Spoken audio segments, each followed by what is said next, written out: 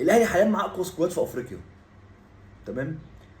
فانا مش منتظر ان انت تنزل تكسب لي 2-0 و3-0، لا، انا منتظر اشوف كوره بتتقدم على مستوى اللعيبه اللي انا جايبها. يعني ايه؟ مش عايز جونين ديفليكشن وجون من ركنيه ونقعد والاهلي بطل الدوري المصري، لا. انا منتظر ابقى فريق ليه هويه كوره.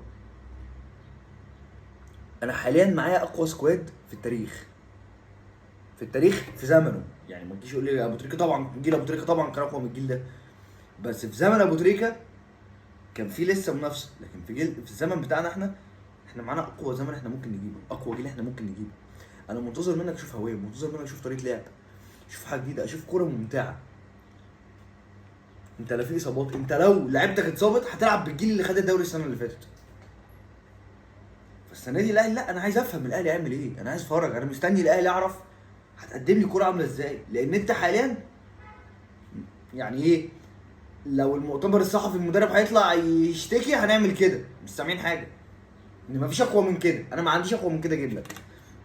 انت اخرك عندي لو جبت لك مساك، وهتقول انت عشان مفيش مساك شايفه في مصر اساسا. فالنادي الاهلي حاليا، لا، الاهلي حاليا في حته ثانيه. فانا منتظر منك تقنعني بقى باداء وكوره بس. وان شاء الله باذن الله هنتقابلوا تاني بعد مباراه النادي الاهلي ومودرن سبورت ان شاء الله باذن الله الساعه 9.